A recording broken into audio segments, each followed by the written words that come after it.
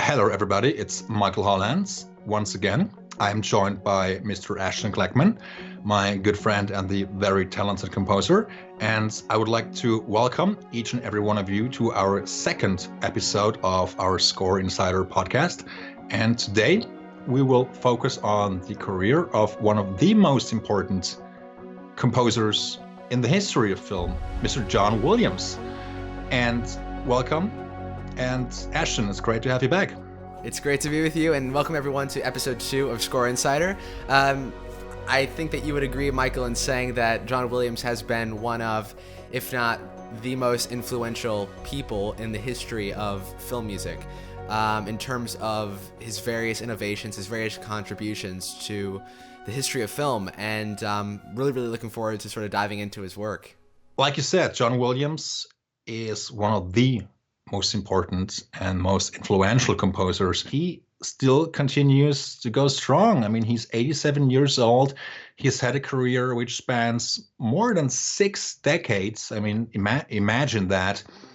And it's just an absolute asset of this business.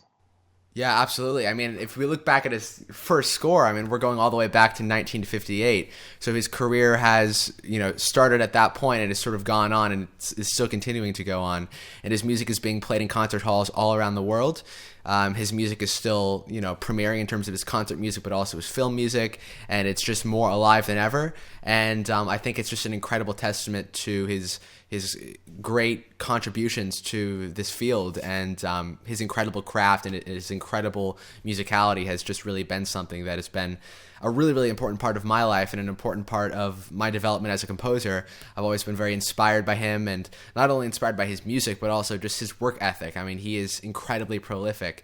The amount of work that he has created, over 150 scores. So there's just so much to admire about his career. And his career starts long before what I just described, 1958, the B-movie Daddy-O. It actually goes back much farther. So I think it might be fun to just go back and take a look at his early life and just a bit about the way in which he got started. So John Williams was born in 1932, and interestingly enough, his dad was actually Johnny Williams, and I think that's funny because he ended up going by the name Johnny in the 50s and 60s upon his arrival in Los Angeles, so his father's name. And his dad was a jazz percussionist, and he worked very commonly with the known group, the Raymond Scott Quintet. And I think it was really the point where his family moved in 1948 to Los Angeles is when things really started to pick up, because he started to, study jazz at the LA high school, and he really started to get more involved with all of the, music communities out there. And he also attended the Hollywood High School as well, and that's where he graduated. So all of these various things started to pick up in Los Angeles, and that's sort of when things started to get moving.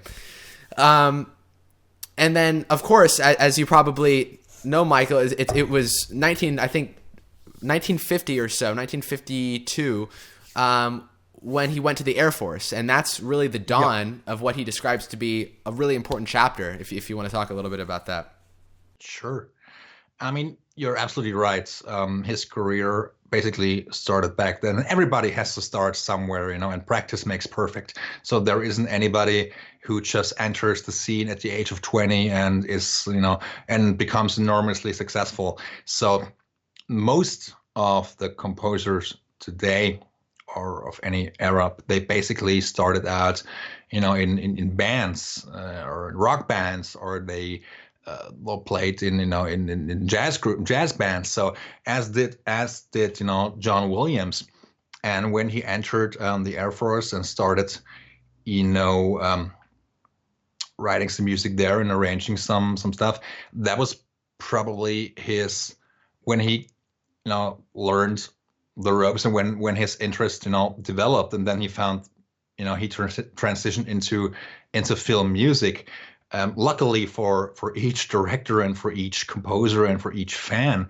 And what happened after the Air Force, what happened then was just so amazing, and his career just skyrocketed.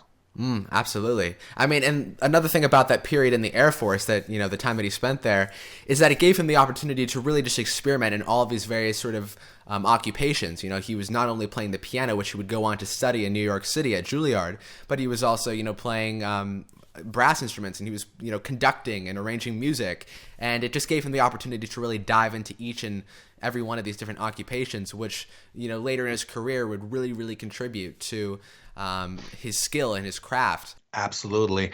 And it's not just, I mean, I'm glad you brought this up, but it's to become a great composer or to become a great storyteller, it's not just, studying music.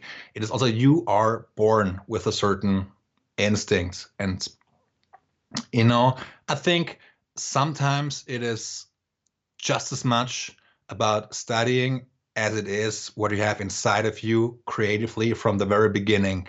And John Williams was, born with this amazing instinct. He is this incredible dramatist, this musical dramatist that knows exactly how to underscore human emotion, be it a drama, be it a thriller or an adventure movie or a sci-fi movie. I mean, that's hard to do. And he is an all-around composer. He has written for pretty much every genre, and he has spawned great and amazing scores. And that's something we should not take for granted. I mean, I'm certain there are many composers, or quite a few composers, that are comfortable or most comfortable with one particular genre, or they're just being typecast. That always depends. But he is one of the guys that has been tremendously successful, covering basically every genre for decades. Yeah, absolutely. I mean, and another thing about John Williams is that in addition to being this great musician and this tremendous composer, he is also a astonishing storyteller. I mean, that's really where his skills in the arena of film really stem from. It's just his ability to connect to all of these tiny little details within the movie that, the movies that he scores. When you look at like the finale of E.T., for example, and you look at each one of those moments during that 10-minute final sequence, he's able to just connect with each glance of each character. He's able to connect with the slightest element of the performance and the slightest detail in the storyline, and musically contribute to that. And I think that, John Williams could be a tremendous composer, but if he didn't know how to tell stories, I don't think the impact would necessarily be there that we now associate with his film scoring. He would still be an astonishing, world-class, groundbreaking composer. But his work in film, stems from his passion, his love, and his skill in storytelling. Absolutely. And when you look at the movies he has scored, you will notice there are many sync points. So it's not just a, let's say, 5-minute or 10-minute piece of music, which is then edited and put into certain scenes to make it work.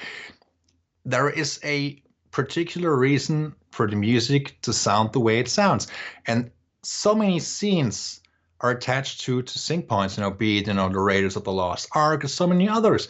So this music is so intrinsic to the storytelling and to the whole cohesiveness. So it's absolutely amazing. I absolutely agree with you. I think one really interesting thing about John Williams's career is those early days actually performing on film scores. And I think that I think in a lot of interviews, he's attributed a lot of his early experience to, his times working with Bernard Herrmann and Alfred Newman and many other composers, orchestrating and, playing piano. And that was a really, really strong part of his development. And I think that, especially getting into the arena of film scoring, one of the most important, helpful sort of tools is to be able to watch other people and sort of how they work. And I think that this was probably a great experience for him to be able to introspectively look at everything and to see how things operated. Absolutely. I mean, that's an important aspect, to learn from other people and to watch them work, and then you grow as an artist and as a person, because obviously you don't know everything from right off the bat. So you have to come in and watch other people work and see how they write and see how they talk to directors and all that. So and that's very important. And it certainly was important for him, I think. Oh, absolutely. And also, he played piano on Jerry Goldsmith's scores, which is your favorite composer. So I think that's an interesting Yeah. fact. Yeah. And those two, I mean, I think they knew each other very well, and as far as I know, they also challenge each other, and I think in a certain era, these two were probably the hottest, most in-demand composers working in the entire industry. Mm-hmm. No, absolutely. Another interesting thing about John Williams' musical aspect that I'm pretty interested in is something very similar to something that James Horner went through in his career, is where they spent a certain amount of time in a very specific genre collaborating with a specific director, and that really plunged them forward into other works. And John Williams spent quite a bit of time working on actually disaster movies like Poseidon's Adventure and Towering Inferno with directors like Irwin Allen. And, James Horner spent a lot of time, working on all of these really, really early horror films. And then Howard Shore worked on all these David Cronenberg horror films. So Yeah. it's interesting that a lot of composers that now work on all these various different projects, ranging in different genres, they started off in these very niche sort of almost arguable B-movie genres. Yeah, sure. Yeah, absolutely. I mean, not James Horner. I think he also scored the Roger Corman movies, but that's basically a given because obviously when you enter the scene, you're not an A-list composer right away. So it's everybody starts at the bottom, and you have to be at the beginning at least be content with scoring C movies or B movies, movies that have a very limited budget, and that's how basically everybody starts. And some are very fortunate to become A-listers, and they became so influential, and others, unfortunately, they kind of slipped through the cracks a little bit. But that's just how the business works, I guess. But John Williams, certainly, his name is synonymous with film music and music greatness. I absolutely agree with that. How about we jump ahead here to 1974, which would be a very, very important year in John Williams' career, because this would be the year in which he would meet and collaborate on the first film with a little-known name named Steven Spielberg. Yeah. So this would be the year that would start history in film, and I don't say that lightly. I mean, this collaboration is, I think, arguably the most important collaboration in cinema. The amount of storytelling and the amount of work that these two have done together is nothing short of incredible and inspiring. And 1974, the Sugarland Express was the first project they worked on. And it's interesting because Spielberg actually approached John Williams, who at this time was a very, very young composer. And Spielberg had actually found his music and approached him. And that's sort of how their collaboration sort of began, and from there it just skyrocketed, Absolutely. And you're right, it is probably the single most important and that's saying director. A lot. There's been a lot of there's been a lot. It is Yeah. the single most important director composer relationship, or at least in the top three. It's always hard to say it is the most important, but it certainly is in the top three, and if not number one.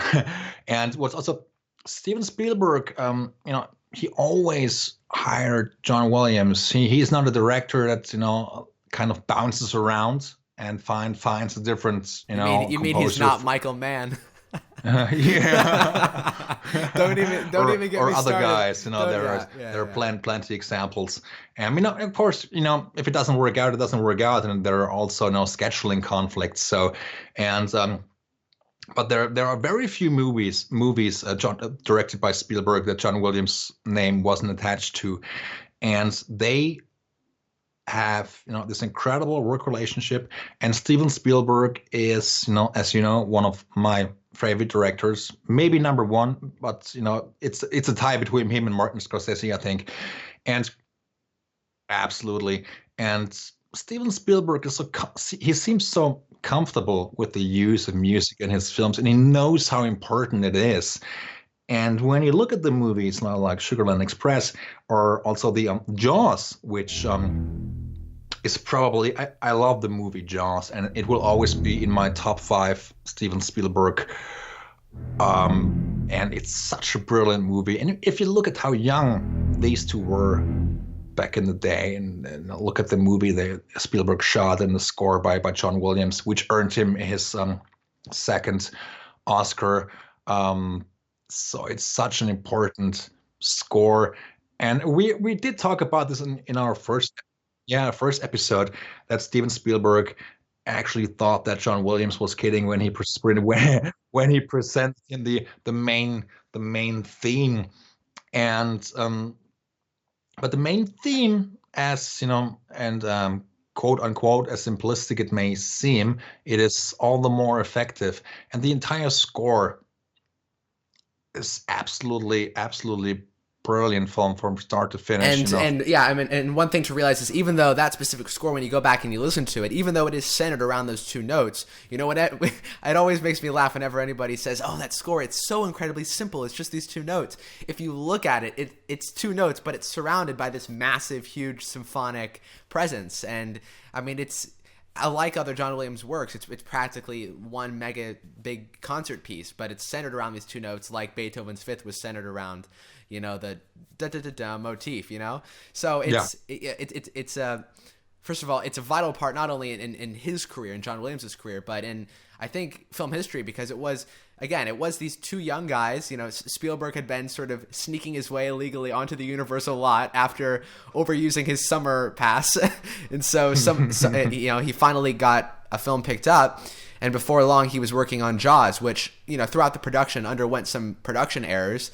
You know, they had built the shark multiple times, which had broken because they used it in salt water, and they had to go to the Universal lot and shoot it there. And, you know, it was a film that many executives would say it's a shark movie. I mean, it should have failed. You know, many executives probably would say, but it ended up just being a perfect example of how to create tension, and it was just a lot of fun too, you know. Absolutely, it's one of the let's say prime examples for me how to shoot a movie and how to build a tension. And of course, back in the day, of course, there wasn't any CGI and all that stuff, but it is not a movie which relies heavily on any kind of special effects. You know, it's a story about, you know, it's an adventure story, and you focus on the characters, you focus on the storytelling, which Steven Spielberg is brilliant at doing. And well, the effects in the movie are, to me, secondary, because it's so suspenseful and it's so well crafted, you know, in terms of editing, in terms of directing, in terms of composing. And it's just one of those brilliant pieces of cinematic art. And the interesting thing is that the music, if you really think about it, they couldn't afford actual special effects, which is why you don't end up seeing the shark a whole lot of the movie. And the music itself is the special effects. You know, you're seeing the shark through that theme. And which is the interesting thing, is the music has such an incredible presence. It really acts and functions as though it's a character within the movie. And, you know, we were talking about Spielberg and Scorsese, and the incredible thing is how all these different directors use music so differently. How Scorsese will use these songs, and Kubrick will use these classical pieces that just sort of, in a very almost horrific thriller-esque way in movies like The Shining, just linger through every single frame. And Spielberg is, you know, has these wonderful, beautiful, orchestral pieces written by John Williams. I think that it's so incredible, the different ways in which these directors really pinpoint music, and how these different composer collaborations really develop and really make a stamp on the director's films and the director's career as a whole, you know?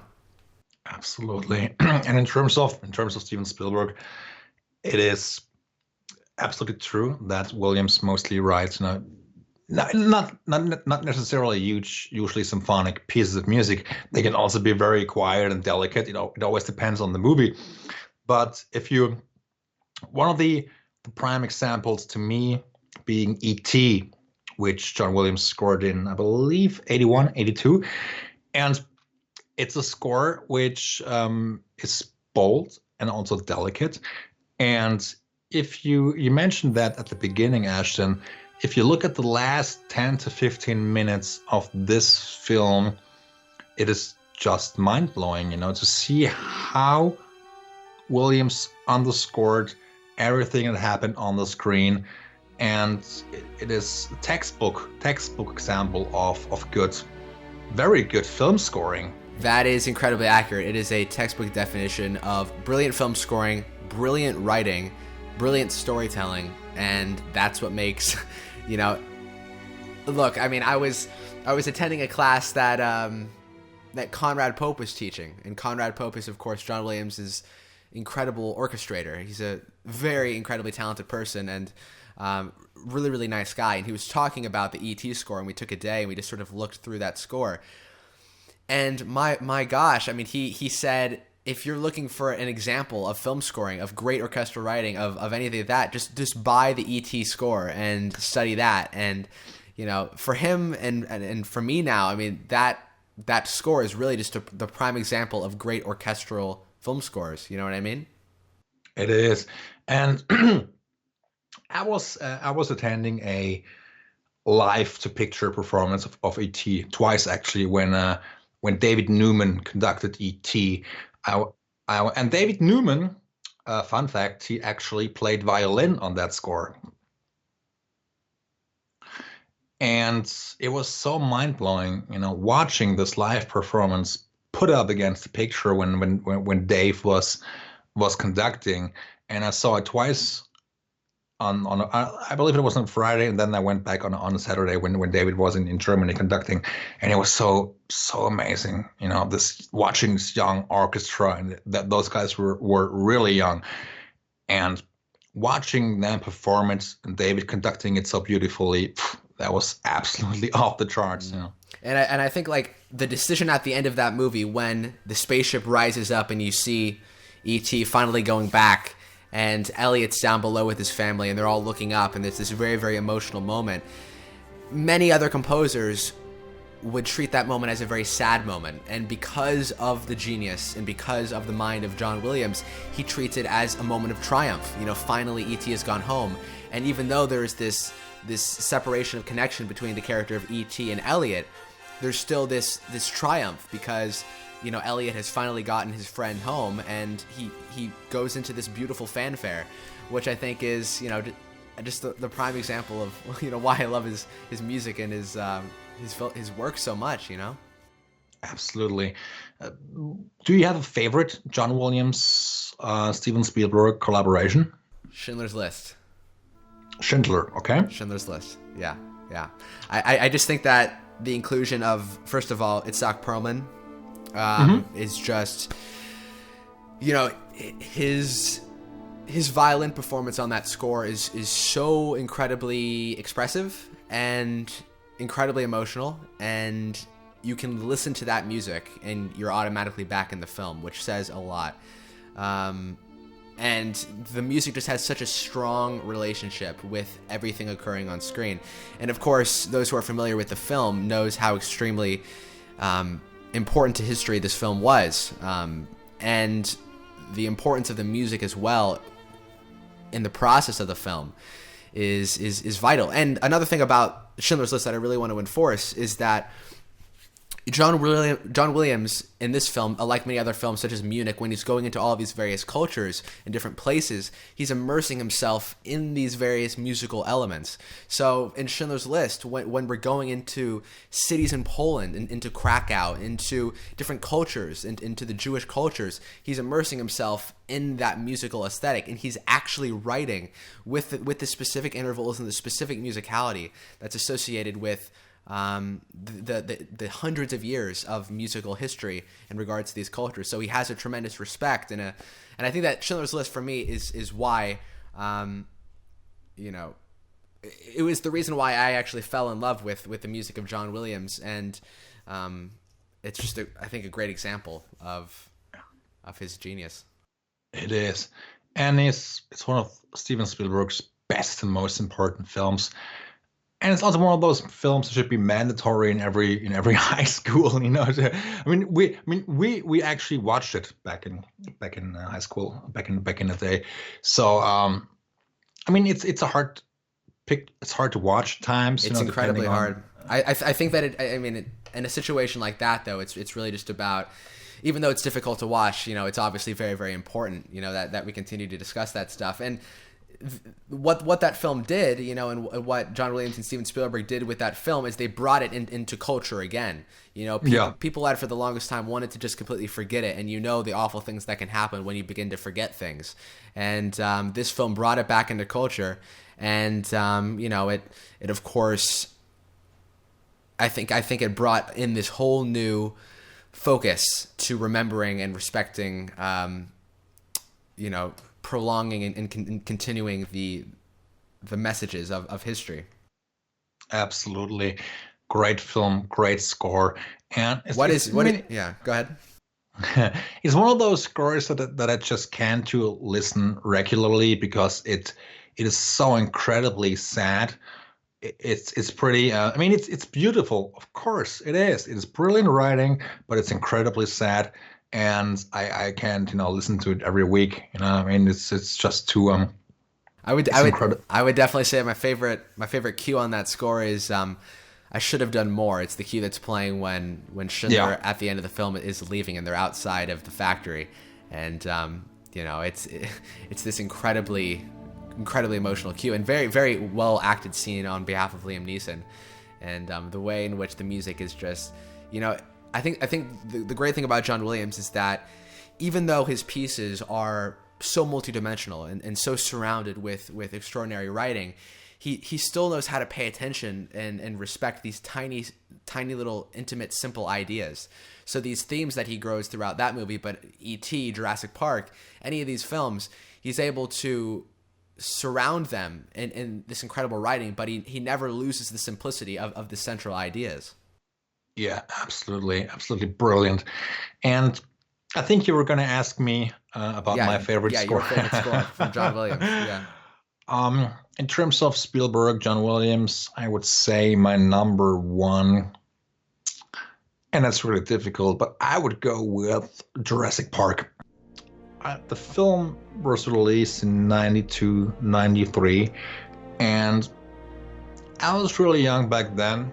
And when I watched it, I was so amazed by this movie and by the acting and by the. Of course, many kids are into dinosaurs and all that stuff, and it was huge.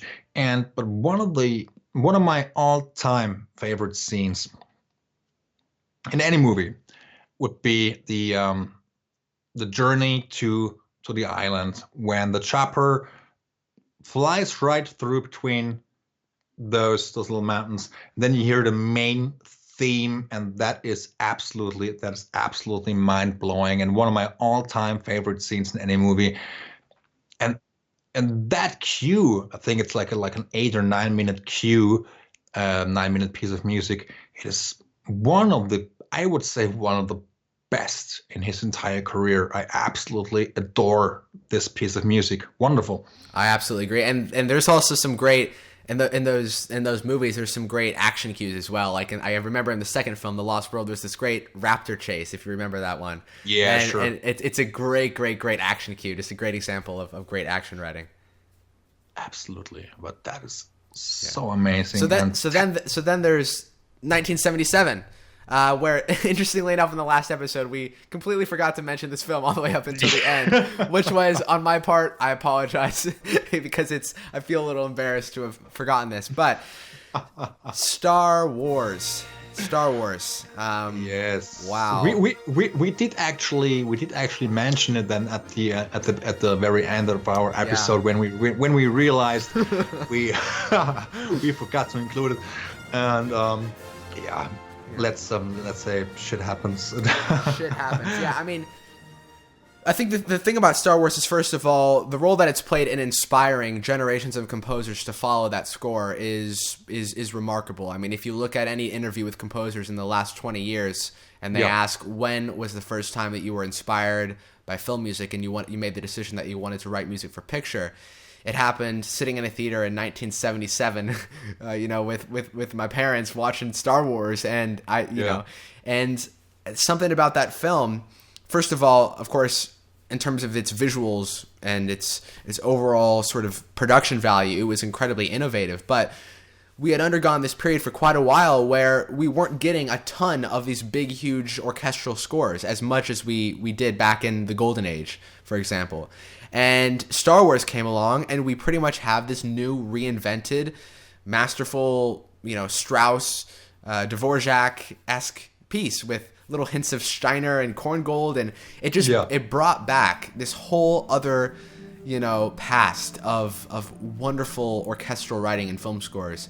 And of course, the use of leitmotifs, it was also a very strong part of this series. Yes. And this film began this cult phenomenon, around the world, and it's still continuing to this day. Episode 9 is going to be released this year, scored by John Williams, which will be his final entry, which is a pretty fascinating full circle, narrative.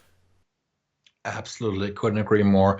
Star Wars, you're right. Many people, many composers say, well, back in the day, I was watching Star Wars and I fell in love with the music. I was infatuated by the music. And rightfully so. Look at those films. Look at the opening of the movie. What John Williams came up with is absolutely amazing.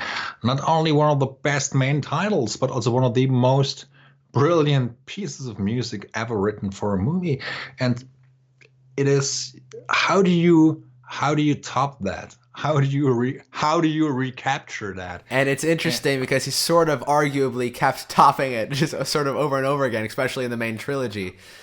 It's remarkable. Amazing. The main trilogy back in the day, it was the highlight, for me personally, the Star Wars highlight, not only in terms of filmmaking of the Star Wars movies, but also in terms of the Star Wars scores. And the new ones starting, I think episode 1 was released in 99, I believe. So it was still pre-millennium. And those movies, at least as far as I am concerned, are absolutely weak, quote unquote, weak compared to the old ones. So, but musically speaking, there are still so many highlights. For instance, you have the duel of the amazing, absolutely. Or episode 1, the duel of the fates. Oh my gosh, yeah, and they bring that back in episode 3 during the massive lightsaber sequence. Star Wars is, of course, that sort of invented practically in film a whole entire style of writing, a whole entire style of action writing, and the sequences with the trumpets and the agile string runs and all of this incredible detailed writing. I think that Star Wars was at the forefront of that. But the way in which you could go from some huge action cue with massive choirs recorded at Abbey Road Studios down to this tiny little minuscule solo instrument, and then so there was so much diversity and so much variety within those scores, which is part of what made it so, I think, successful, is because it wasn't always loud, it wasn't always quiet, it wasn't always this style, it wasn't always that style. It was sort of throughout the whole series, it's been everything, which is which is the great thing. Absolutely, couldn't agree more. An important piece of cinema. Yeah, and that same year, there was Close Encounters of the Third Kind, 1977, with Steven Spielberg. Yeah, amazing score. I think the film itself, it's a lovely movie. I don't love it as much as I do other Spielberg films, but it's still very nice. And for me, the third act is really the take home from that movie. Yeah, absolutely. I also love the Richard Dreyfuss. I loved his acting, and I loved him in Jaws, and I think he's a really, really good actor. And Spielberg brought him back for Close Encounters, and everything worked out well. And John Williams wrote another very good score, and they just, were on a roll. And how do you stop them? You can't. You can't stop the Williams Spielberg duo at all. So we have 1977, which was a very, very groundbreaking year. And then we, of course, go into the 80s period, going into the 90s, where we had scores, such as, Schindler's List and Jurassic Park, which the actual interesting thing about those two films is that those were actually sort of being made at the exact same time, too. So both Spielberg and Williams were working on those at the exact same time. When Spielberg was shooting, all of the sequences in Krakow, Poland for Schindler's List, he was actually editing Jurassic Park during the evenings to get his mind off of what he was doing. So those were both occurring simultaneously. Another thing to mention in John Williams and Steven Spielberg's sort of repertoire is, of course, the Indiana Jones series, which is, some of you might have heard is actually coming back for a final installment pretty soon here. Yeah. Absolutely. Do you have a favorite of those 4 films now? I do. I mean, I do have a favorite score-wise and also film-wise. I think in terms of the movies, I love the first and the third the most. In terms of score, I would say yes, the first and the third as well. I love what John Williams did with the second installment of Indiana Jones and the Temple of Doom. I love the dark choirs and all that stuff. That was really, really good. And I also liked the film. I absolutely like it. But to me, the best Indiana Jones movies are Raiders of the Lost Ark, and then, of course, Indiana Jones, the third part. The second one I like as well. I also like the fourth one, but... Me too, actually. That's an interesting thing. We get into that because there's always these films in these series which are just sort of thrown to the side. And that was one of those movies where everybody seemed to sort of dislike it, and I actually sort of enjoyed it, even though certain parts of it, I mean, of course, we're a little bit redonkulous. I mean, like the intro sequence where he survives a nuke attack in a refrigerator, but it's Indiana Jones, so we can forgive. Of course. We can forgive that, okay? Yeah. But it's fun, It's why I love Indiana Jones. It's just pure adventure, and Harrison Ford, just rocks it. Totally. I mean, it's a fun movie. It's an entertaining movie, but I think I don't think it was necessary to shoot that film. Yeah, but of course it's not crap or nonsense. But it's a good entertainment, and of course having Spielberg attached also adds a certain level of quality, of course. But it's definitely not my favorite Indiana Jones movie. Like I said, the first one, The Raiders of the Lost Ark, and The Last Crusade. Those are my favorite Indiana Jones movies. Yeah. And then, so let's just sort of start going through and highlighting some of our just sort of hidden gems or things that, because there are so many movies from the period that we just described all the way through to the contemporary. And there's so many hidden gems. Maybe we should start in the 90s. Do you have any, 90s Williams scores that you find are very particular? Yes, of course. But the number one 90s score... I did mention that's probably Jurassic Park was my favorite Spielberg-Williams collaboration, but other than that, I don't think it's a hidden gem, but it's like everybody should know that it's Hook, and I think this is one of John Williams' finest efforts. It's so thematic, it's so adventurous, it's so brilliant. And if you, just before our podcast, I was listening to some of my favorite cues of Hook. For instance, the piece, I think it's brilliant. Remembering Childhood, which is a 10 minutes piece of music, which is, yes. And then the, when Peter Pan, Robin Williams, starts, flying again, and then you hear the glorious main theme, and how I get goosebumps every time I listen to it. I get goosebumps every time I watch that scene. It's one of those beautiful childhood movies that is so it is so just sort of, it captures the wonder and the beauty of being a kid and having that I don't know, that word wonder, I think, is perfectly capable of describing that movie, Absolutely. Hidden gems, that's pretty tough. But I can tell you, one of the scores that everybody is talking about from that period of his career, I could name two, which are some of my favorites: Sleepers and Home Alone. Home Alone, I love it. I watched it when I was a kid, and I still love the movie.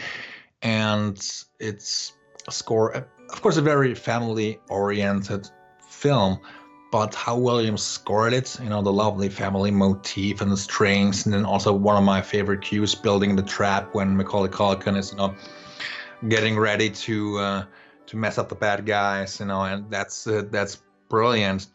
And also, Sleepers, it's not one of his best efforts, but the final cue, or one of the final cues at the reunion when they're all sitting at one table and having a good time after all the shit they had been through. It's a beautiful piece of music. It gets to me every time, and thus Sleepers holds a special place in my heart of all the 90s Williams scores. And it's a brilliant movie. I mean, Barry Levinson, he directed one hell of a movie, which is also it's not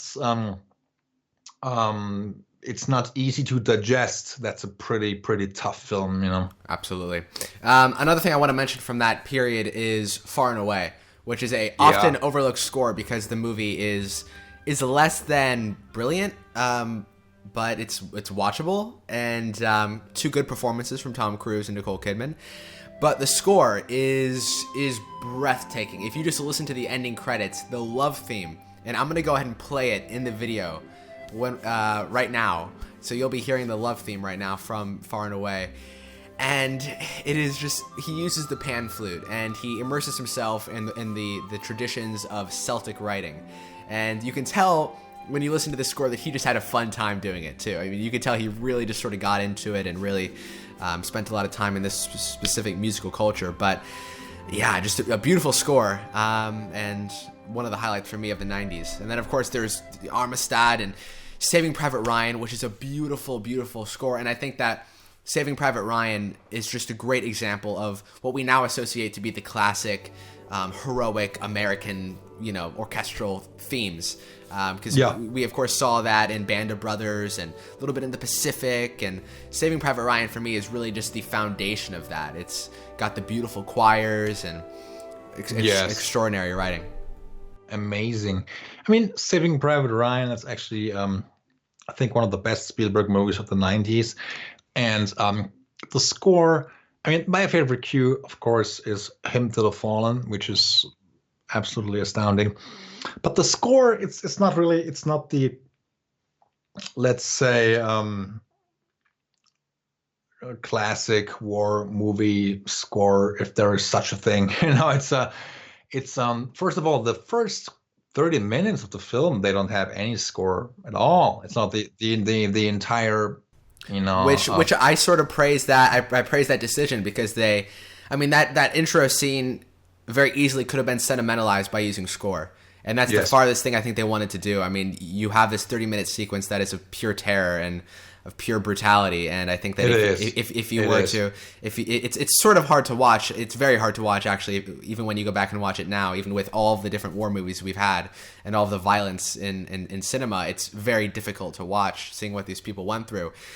And I feel like if you were to put on score, it might have sentimentalized things. Like when you have this soldier who's missing limbs and he's screaming for his mother. If you put on sad music, automatically now you're messing with the truthfulness of this scene. So I respect the decision that they made to leave out the score for that section. But when the score does come in, it's what you'd expect from a John Williams, Steven Spielberg film. Absolutely. So then going into the 2000s, we'll just sort of go through, of course, The Patriot, wonderful, beautiful acoustic guitars, and really nice American sort of Civil War-esque revolutionary themes. So again, another situation where he's sort of immersing himself in this different type of musical culture, but still an orchestral score. And then AI, which has some very underrated cues in there. Yes. I mean, AI, you can never leave that out or ignore that. I mean, I know some people that said, I didn't like the film at all. I mean, they have a right to their own opinion. I think it's a gorgeous movie and also a real tearjerker. and but I loved it. I mean, I loved every bit of it, and I think it's one of his best films of the 2000s, and it is really heartbreaking. And once again, it told a beautiful story. And some people may believe that he kind of overdid it a bit, in terms of the tear-jerking aspect. But I mean, I like being moved by a movie, and I am not ashamed to say that this film touched me. And why would I be ashamed? It's it's one of the reasons why I watch movies. It's not just the I want to be moved. I want to have something to think about, and it's Steven Spielberg does it so brilliantly, and of course John Williams does so too by his ability as a musical storyteller. And AI, yes, I mean my favorite cue being the reunion. It's really, really, really touching. Yeah. Yeah. Yeah, I was recently, again, the same situation I was in Vienna attending all those classes, and one of the things that was the highlight for me was getting the chance to go to a concert where one of the people that put on the actual performance, Dmitry Levitch, who plays on a lot of scores and at the Synchron stage, and he works very, very heavily in Austria, but also in Los Angeles, and they played AI, and it is just a beautiful live, and the music works really, really well too, away from the picture. But also, again, like you were saying, Osment's character, I just think one of the great characters of the early 2000s, just a great performance, especially off the back of The Sixth Sense. Absolutely. And Couldn't then, agree more. yeah, and then so let's touch on this little film franchise. I keep going back to all these little things because who's heard about them? This thing called Harry Potter. Some people talk about it. Harry Potter, which is my favorite film franchise of all time. Harry Potter and the Sorcerer's Stone, and I think Prisoner of Azkaban are really the two highlights from his work, because of course, while he was doing the Chamber of Secrets, there were scheduling conflicts. So William Ross, John Williams wrote a handful of new music, and then a lot of it was sort of arranging and all of that. And but some of the new material he did write in part two was extraordinary, like Fox the Phoenix and the Chamber of Secrets cue, or the main theme. But yeah, there was so much really incredible content in one, and especially for me, three. I mean, Harry Potter, it's so iconic, and John Williams was a very appropriate choice, perfect choice actually for those movies, and he managed to portray and underscore all of the let's say the majesty of all of the movies and the magic of the movies. So it was really, really beautiful, and I like those scores a lot. I mean, I must admit, I'm not the biggest Harry Potter fan in the world. It's I think you either like it or you love it, or I mean, there are also some people that are just in between, like me, as I am, I guess. I like the movies. There is nothing wrong with those, but I'm not totally into Harry Potter, I must admit. But I can totally see why people love them. I mean, why not? Yeah, again, they're films where you can just watch them and you just sort of fall into that world, and because the world is so developed and so realized by the author, J.K. Rowling, and of course the various directors that contributed, whether it be Alfonso Cuarón, or whether it be Chris Columbus, or whether it be David Yates. I just think that there's so much immersion in that film series, and John Williams' music is, I think, at the centerpiece of that. Along with the central performances, by Emma Watson and by Daniel Radcliffe and, Rupert Grint. But I don't know, something about the Harry Potter score, the original Harry Potter score, it's just timeless. It just hasn't lost 1 ounce of its impact, even all these years later, Absolutely. I mean, it is one of those movie franchises that will live on forever, and I mean, I certainly hope so. I mean, it's something that people can watch, and they kind of dive into this world of magic and sorcery. And I mean, if they enjoy it, it's great. I mean, that's one of the reasons why we go and watch the movies, and it's I'm sure many people enjoy those films tremendously, and rightfully so. I mean, it's life is tough enough as it is. Why not? You know, find something to hold on to make yourself feel better. Absolutely, I totally agree. Going into to sort of finish off his incredible music evolution, which is still continuing. We sort of enter this period of just hit after hit, sort of after hit in terms of scores. I've loved all of these recent, sort of mid 2000 scores, like, of course, Revenge of the Sith. You had War of the Worlds and Memoirs of a Geisha and Munich, where you had Munich especially was really, really pretty in terms of A Prayer for Peace, which was my favorite cue from that movie. The string writing is so grand and wonderful, and then Warhorse and Lincoln with the very sort of delicate, very similar in terms of the overall sort of approach of the very brave American themes that we heard from Saving Private Ryan, but in a much more subtle way. Do you have any favorite scores in the sort of recent Williams years? Wow, that's tough. The recent years, well, that depends on what you would regard as a recent years. Yeah. I mean, I guess, 2000, 2000 on. Yeah. Catch Me If You Can, one of my favorites. Love that movie. I think it's really love the score. The Memoirs of a Geisha, I like that one a lot. Munich, of course. Lincoln had some pretty good parts in there as well. And Warhorse, of course, too. Yeah, those are pretty decent, pretty good. And of course, the latest Star Wars scores by John Williams, those are really, really good as well.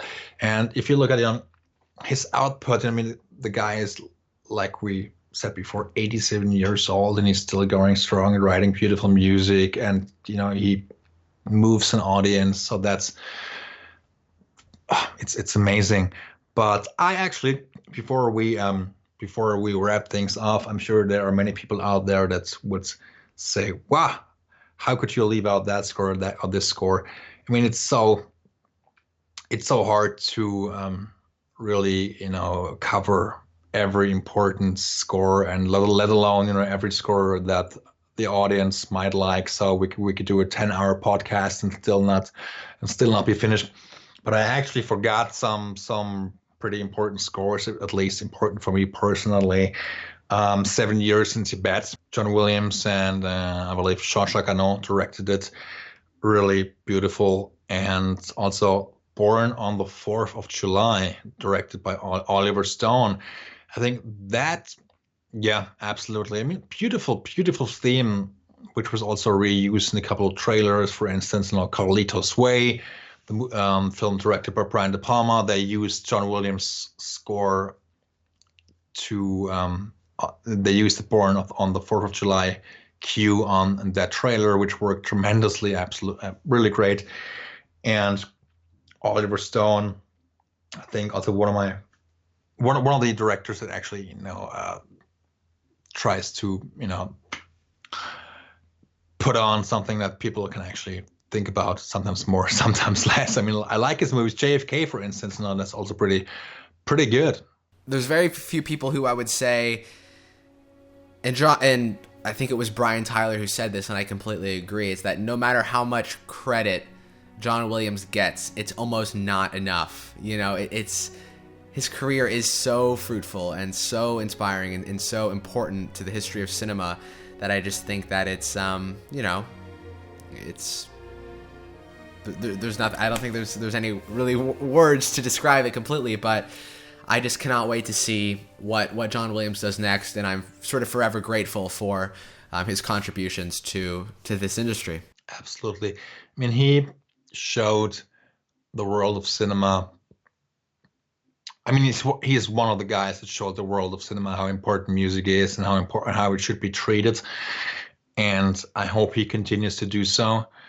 But of course, John Williams being 87, we need to cherish every new score that he writes, and we cannot thank him enough for his major contributions to the world of cinema. And my hope is that as the years and the decades continue, is that we continue to sort of study, continue to respect, appreciate, continue to cherish his legacy, and continue to carry on some of the things that he's really helped to bring to life in his career.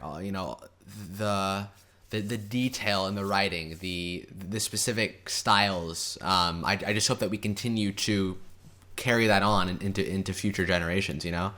Absolutely. I mean, he's so brilliant not only at writing a whole score, but also he's a very theme-oriented composer, and he's written so many great themes that many people know. I mean, Jaws, for instance, you can play the main title, and probably most people would know, or Star Wars, of course, or Superman. We actually forgot to talk about Superman, which is one of his best main titles and best themes. Yeah, another one that we forgot. But yeah, I mean, again, there's no way at all to cover his career in 1 hour. There's no, in terms of everything that he has done. Again, we could spend 3 episodes just on E.T. So yes. So but anyways, it was wonderful talking to you, Michael, about John Williams, and thank you everyone so much for listening to this episode. There's going to be a lot more, so we look forward to doing more of these. Absolutely. It was a pleasure talking to you again and discussing the magic of film music, and I can't wait to share this episode with our audience and also do many more in the future. And thank you, Ashton, and thank you everybody out there for listening. Absolutely. Goodbye. Thank you so much, guys. See ya.